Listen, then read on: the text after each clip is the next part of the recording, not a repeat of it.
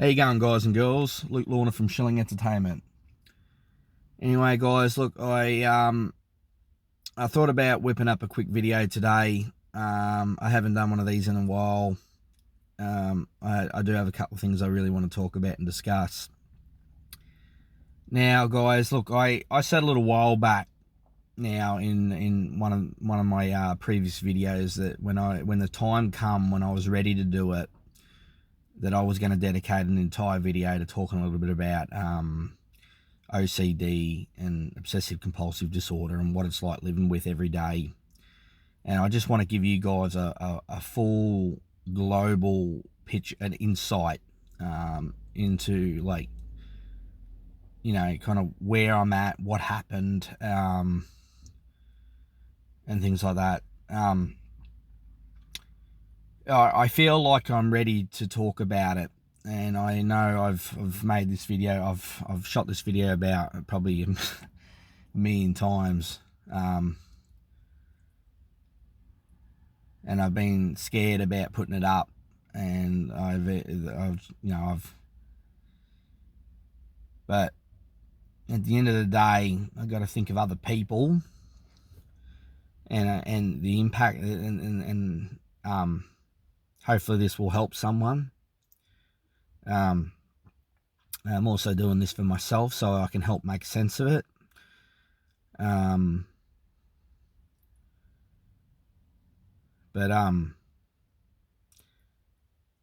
Yeah, it's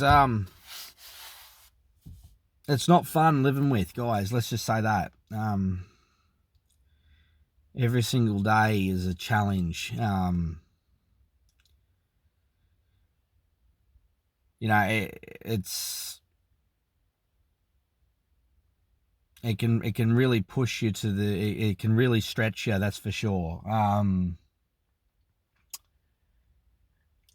So I suppose I'll give you some context. One of the main reasons what's prodded me to do this video is, at the moment, guys, I'm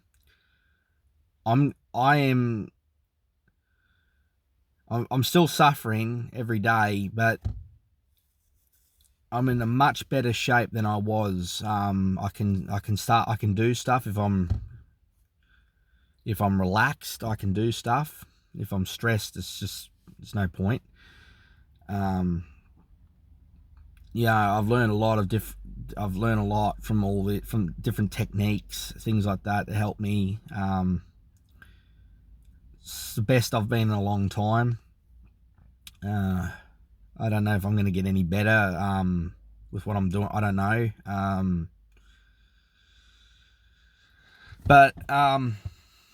So at the moment I'm working on one of the biggest projects that I've done in a long time, in a while. I'm working on our official Shilling Entertainment website, and I've been working with this developer now for the last probably almost close to a month now, I reckon. We're just back and forth with phone calls, things like that. And he's currently in the middle of working on it with his team, and then which is good. It's a bit nerve-wracking, but I think I'll be right. But yeah, he'll present the first draft to me at the end of May.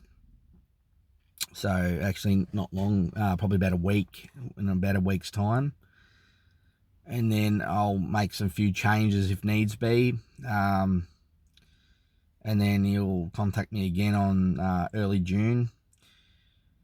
And like I said, it's been a lot of phone calls and, you know, getting content to him and things like that. Anyway, at the start there, I was going all right, and then my health started to go down a little bit, just with the stress of everything, making sure everything's right. And now I'm all right a little bit at the moment, thank God. Had to have a bit of a break it up a bit. But I just want to get this job done, and, you know, it's been a long time in the making, guys, all this stuff. And, you know, finding my identity, my brand, and that's just why it takes a long time. I just wanted to get it right, because I felt like every couple of years I'd be going back over my old shit, and I'd be trying to fix it up and all that type of stuff. And I just said I got sick of it one day, and I said, oh fuck this. I'm gonna just spend a day. I'm just gonna spend time brainstorming and coming up with it. I just want to fucking think of everything, analyze everything, and be done with it once and for all, so I can move on to other bigger and better things. That being film. But this is why it's taken me so long, guys, because I'm building my identity, my brand, getting that right, getting it official, everything's right, so I can move on with my future with films, and I won't have to ever. I don't really want to be going back over this shit and touching it again. So this is, like I said, one of the main reasons why this has taken me so fucking long to get right.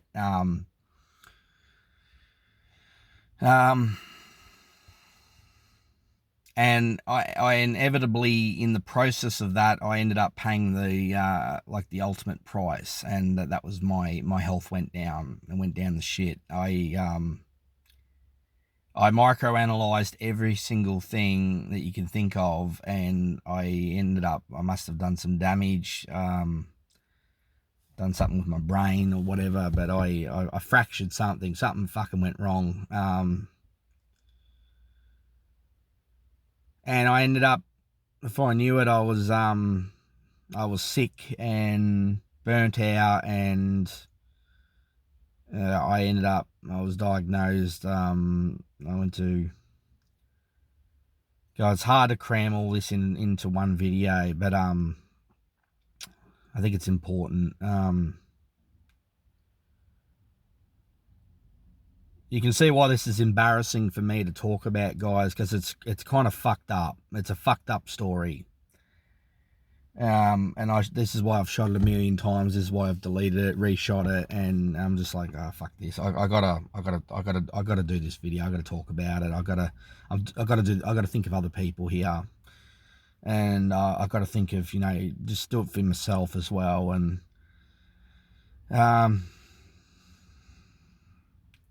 so guys, this is where the story kind of gets a little bit fucked up. All right, but I thought, no, I'll be honest about it.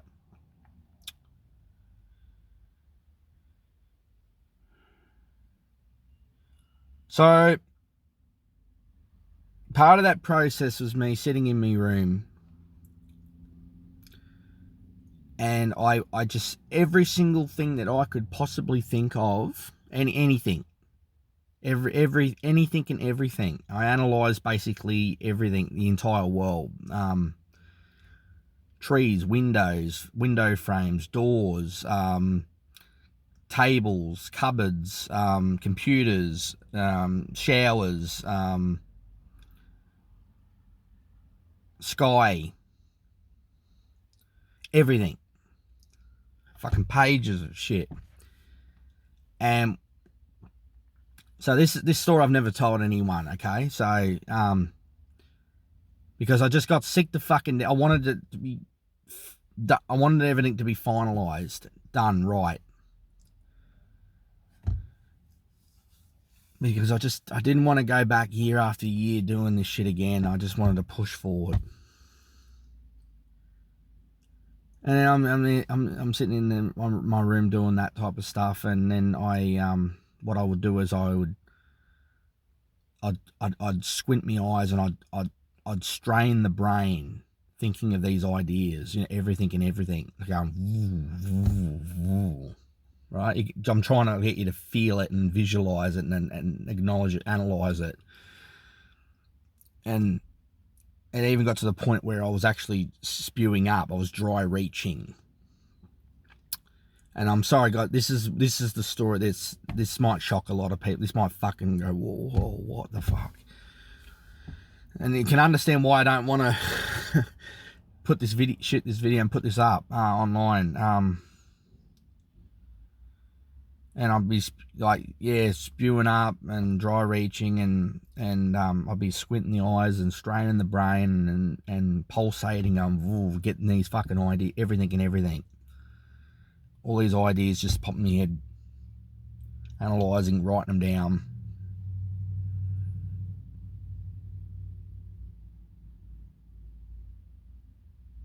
Until I couldn't think of anything more. It was done. Now, obviously, in the process of that, I done something to myself. I damaged something in my brain, or something happened. I don't know. I don't know what happened exactly. Everything went to shit. Next minute, I know I'm. I don't know. I don't know what I was checking things, and then I think that was because of what I was doing.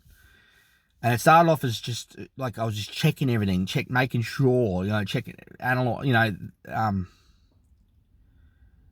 and then gradually over time, like I was all right, I could handle it for a bit, and then I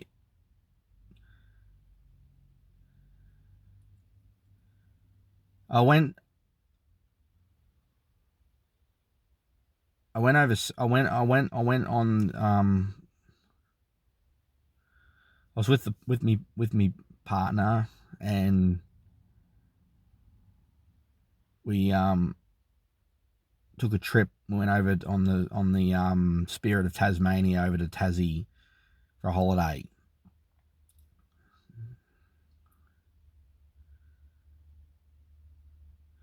Anyway, I'm over there and everything was kind of all right. And then on the way back, I was touching everything. And I think because I knew that once I left that place over in Tassie, I wouldn't be coming back, and I wanted to get everything right. And then I ended up touching things. I ended up with these touching behaviours that I used to do, these rituals and shit with the OCD.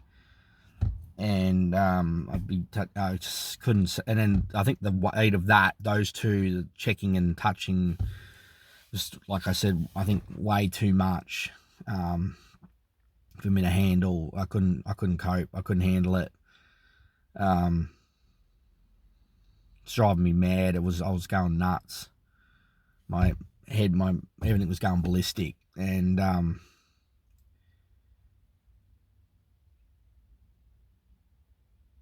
I think that was when it happened. And then we went over to a trip to Queensland.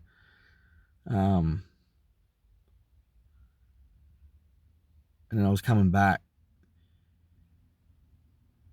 and we drove down there. We wanted to check out a bit of the scenery of New South Wales and shit. We decided to drive instead of going on the plane, and got there all right coming back. And then I remember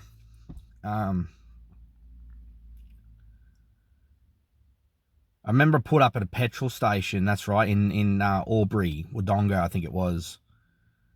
Pulled up outside this service. I don't know if it was a Shell service station. I can't remember, but I pulled up and I filled up, and I went in there and I paid for it, and I come out, and I just stood halfway between where you get served, the shop, and my car, and I was out in the middle. When I stopped, I just completely stopped,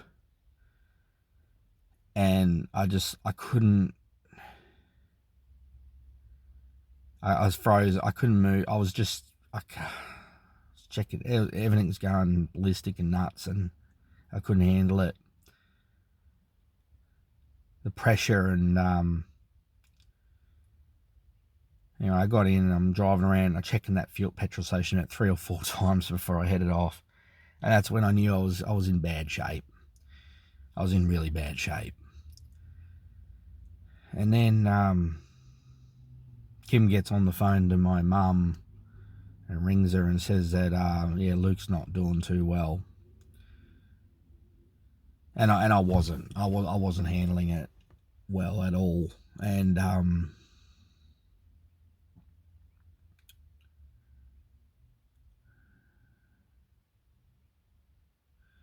next minute I knew I was in the Centrelink office, and I got in there and I'm chatting away and talking to this lady, about my health, and It put me on this stream thing, and I couldn't leave the Centrelink office. It took me about an hour to get out of the Centrelink office, guys. I'd just move a little bit. I'd have to have a break. And I was analysing. It was just going. I couldn't handle it. I had no techniques on how to handle OCD at all. Anyway, I got out eventually. It was fucking torturous. And then I remember, just like I said, uncontrollable bursts of just me just coming out just crying for no particular reason. I thought my life was going to come to an end. I thought I was dying. I didn't think I was going to make it. And then I'm in the doctor referred me to I had to go and see psychiatrists and psychologists. And I'm sitting there in the waiting room just I was an absolute fucking mess. I didn't know how to handle it. My life. I didn't know what to do. And then I spent a lot of sessions and they had to try and put me on the right medication. I think the right medication helped. To start, I was on one and wasn't really working. Make me sleepy all the time, and then I was on another drug that started off all right, and then it went to shit, and then I went on another one, which I'm on now, metazapine, and it helps me to sleep at nights, and if I don't take it now, I can't sleep. But it's been the best mood stabilizer. It's stabilized me. It's been good, and I went off a little bit, and I'm like, no, I fucking definitely know I need it, and then it was a combination of that, and then just different techniques on how to try and handle it. I was with one psychologist at the time, and she was all right, but just wasn't really young and unexperienced. Didn't really know too much about what was going on, or didn't know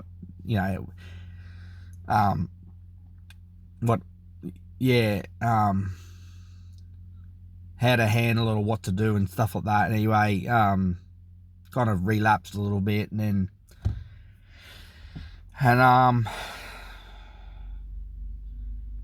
I met up with another lady, Margaret Bailey. She's an older woman. I think she had a bit more wisdom and knew a few things, and got me different techniques and got me watching certain films. And she said, "You're a filmmaker, okay, cool. Set up a stage, a camera, and film yourself, and try and forget it exists, and just go for it, and watch yourself, watch you do your behaviors, and then play it back, and watch what you're doing." And then that will give you some context of you, because when you look at it, you're going to go, oh my God, just get in the fucking car, will you? Like stop going around looking around in the car, checking it. And it's supposed to take a step back and look at yourself in the third person, and then you see the faults, and then you know what to do, and that fucking helped a lot. And she just knew she was a godsend. That woman was a fucking amazing person. And I want to, if I ever get a chance I want to thank her. I want to send her a card, or I want to write to her, or do something, because she changed my life. She helped. She to go from one extreme to the other like that. Crying, not sure how to handle it, didn't think you're going to make it, thought I was going to die.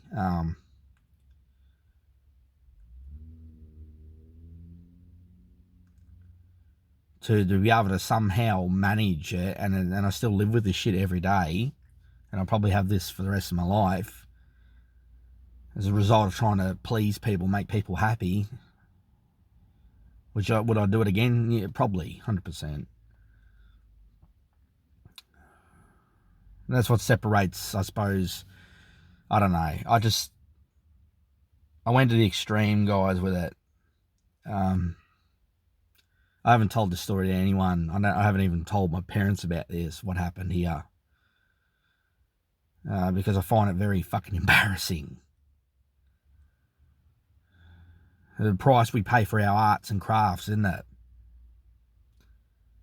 Trying to outdo ourselves to become better and better and better. So we fucking, and I did this because I wanted to make it. Fuck, I wanted this fucking hard, guys. You have no idea. And I learned a lot from all this whole exercise. I learned so much. Being patient, knowing when to strike, chip it, just, it's okay to ask for help.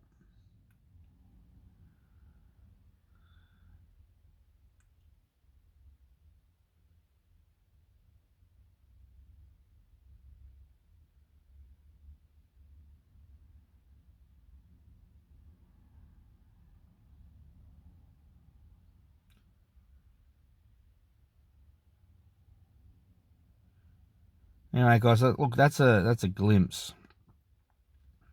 That's a glimpse into kind of like where I'm at, what happened.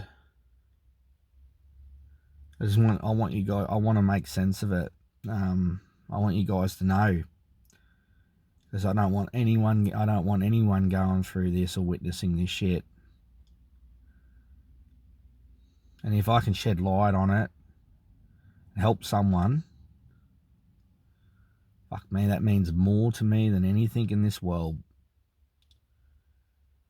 But I'm telling you the truth, guys.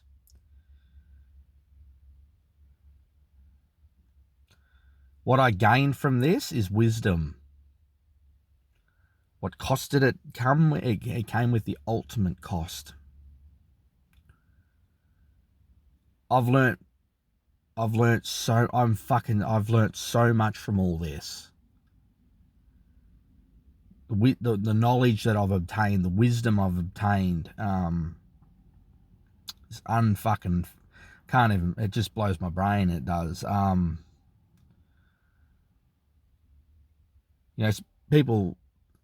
Filmmakers spend their whole lives working this shit out. I work it out in a couple of films. I've learnt so much.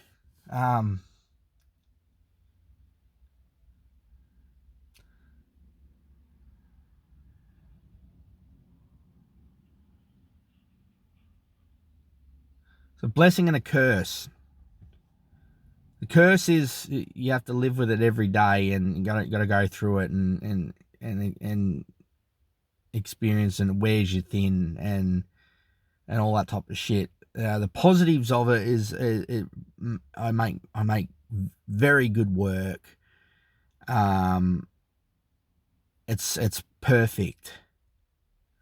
I'm a perfectionist. I make minimal mistakes. I don't fuck up. But like I said, it comes at a huge cost, guys.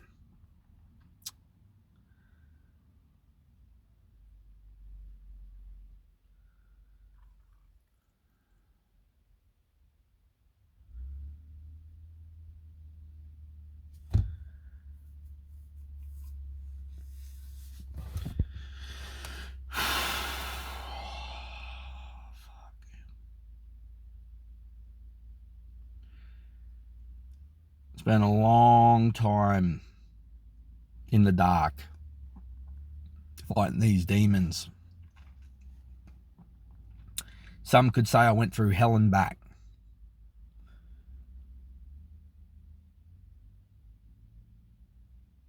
And when you get that, where you feel like you're not going to make it,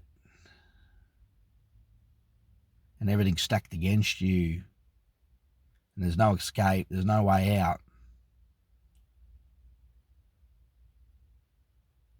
and then someone presents you a glimmer of hope,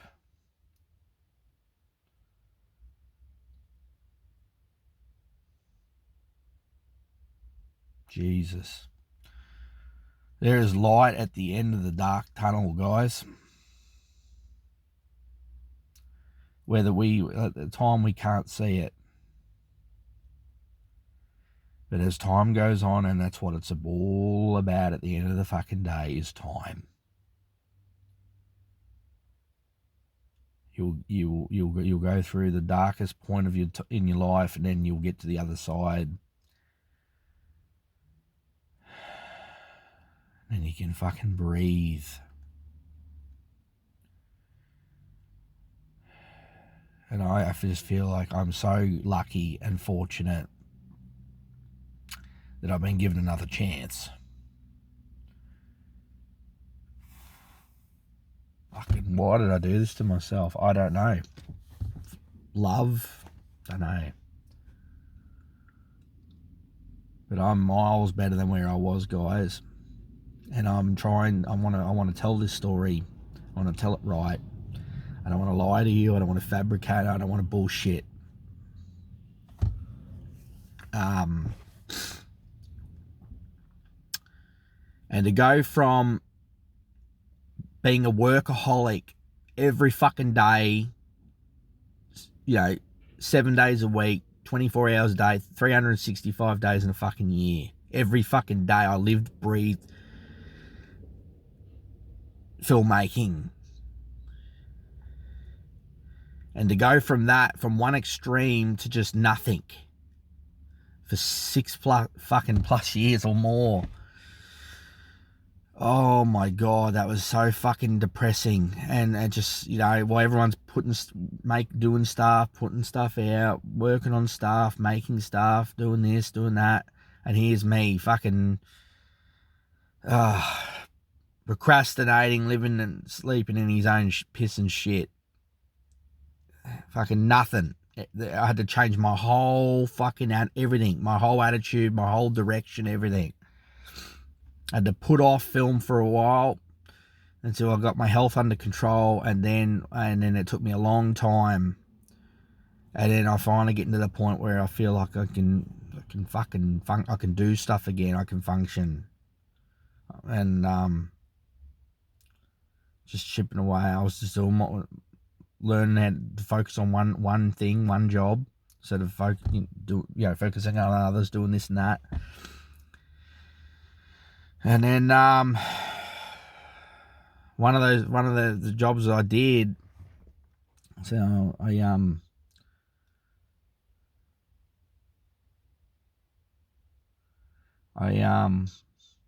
get an email one day out of the blue. It was in my junk box,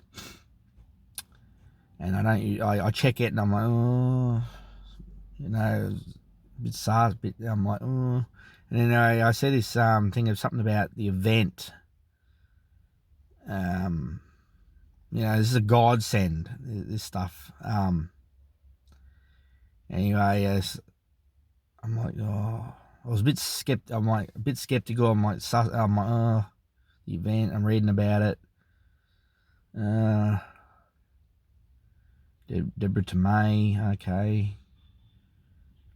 Reading this thing, and I see all these links. I'm very skeptical about clicking on anything, and it's in my junk box and the event, and I'm reading all this shit about it and stuff, and then all of a sudden, I happened to look it up, did my own research, I contacted this person, and then organised to do a podcast, and I did this podcast. And I'm like, oh, cool, I think that went well. Yeah, fuck yeah. And then all of a sudden, I just thought, you know what? Old Lukey starts coming back, and he's like, creative juice. And I'm like, a bit more wiser now about everything and all that. And I'm like, I'm going to shoot my own podcast. I'm going to do my own thing. Communicate. I'm trying to find my niche, my path in life, and I'm thinking, I don't know if I can't do it through my films, I've got to find some way to make an impact, a dent in people's lives. What's the thing that no one gave me enough of growing up? Communication. That's what it's all about, guys. That's what it's all about. I didn't have an adult parent in my life to give me advice.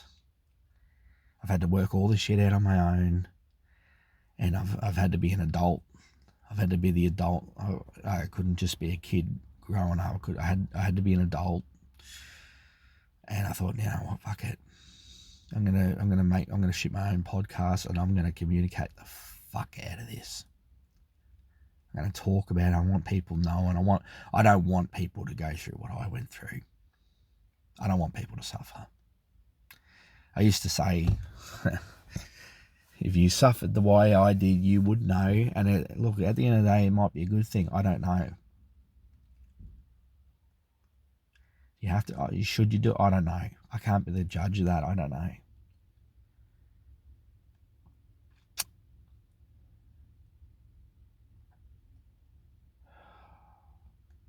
You know, I was thinking about it the other day. I was trying to, I have to think, I go, what's my path, my destiny? What's my purpose in life? I said to God a little while back, I said, God,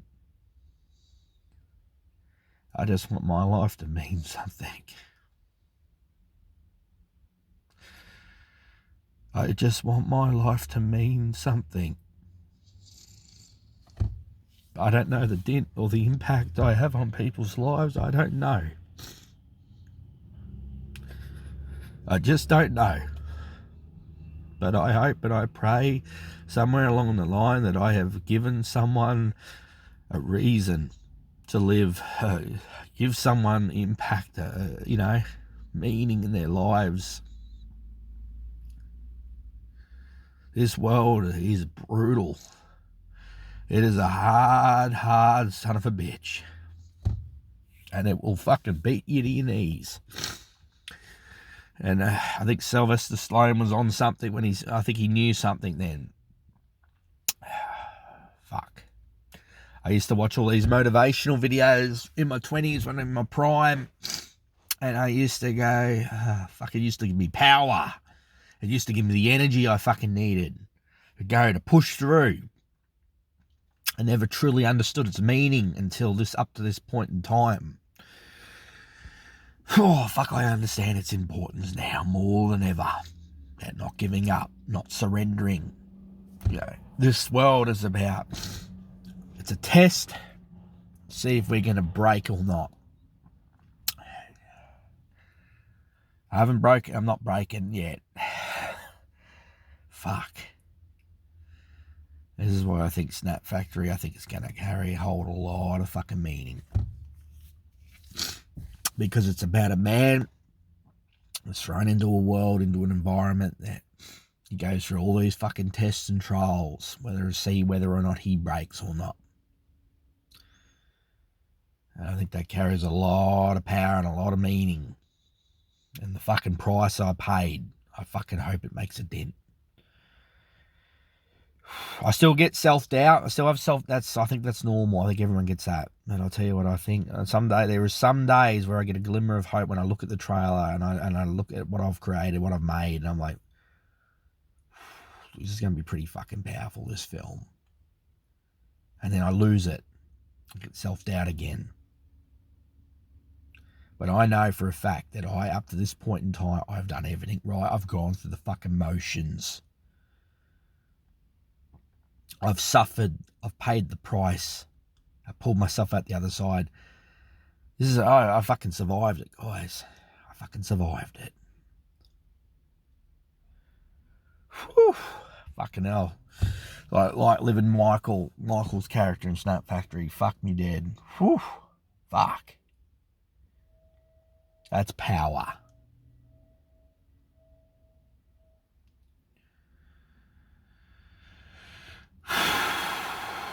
So good to get that shit off me chest, I tell ya.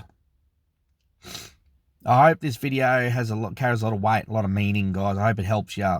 Somewhere along the line, somewhere there's something for everyone. I hope there's something for you in this video. I really do, guys.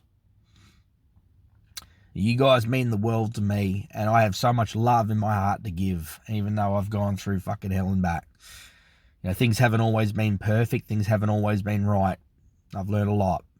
This is what life's all about. One big, gigantic learning exercise. You just never stop learning. But I like to think, I hope that the dark times, the bad, the darkness. I know I'm going to have many trials in my life yet to come, but I hope that was That was pretty hefty. That was extreme. You can only look up, for the, about doing it right, guys.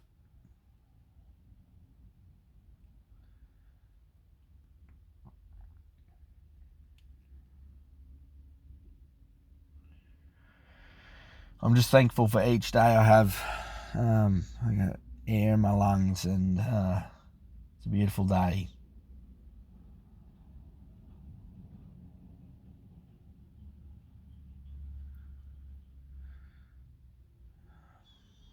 I hope this video means a lot to you guys. Like I said, I hope you get something out of it, and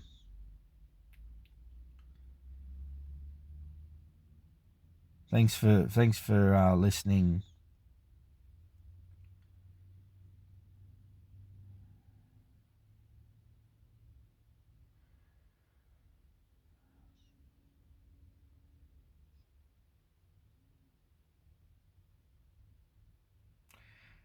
So stay tuned, guys. I've got another podcast coming up soon. I'm shooting on Friday night. I've got a couple of good mates of mine, a couple of acting friends of mine. Got Dean Kirkwright and Steve Sharon. I think it's going to make for a very good conversation, very good talk. We'll show a little bit about the acting scene, the acting world. And that's like I said, my purpose for these podcasts is to, like I said, shed light on the industry, on the world, and get people knowing about what's, just so you know.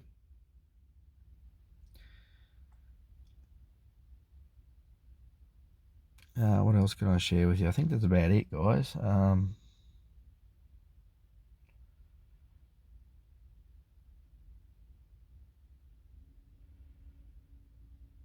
Anyway, guys, look, I'll leave it at that. Thank you so much for listening. Thank you for keeping the faith and believing in me, and for caring. And I love each and every single one of you to bits, and you mean the world to me. Even if sometimes I don't look like I don't show it and all that type of stuff. So I do, guys. You mean a lot to me. You mean the world to me. I can't do this without you, without your help and your love and support. But I hope this sheds some light on what I've been through in the last few years. It's just really nice to get it off my chest.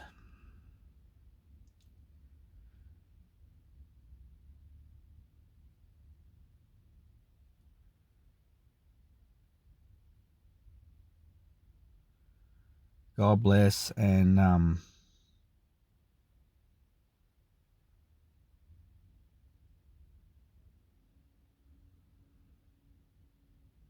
yeah, anyway, guys, bye for now. See ya.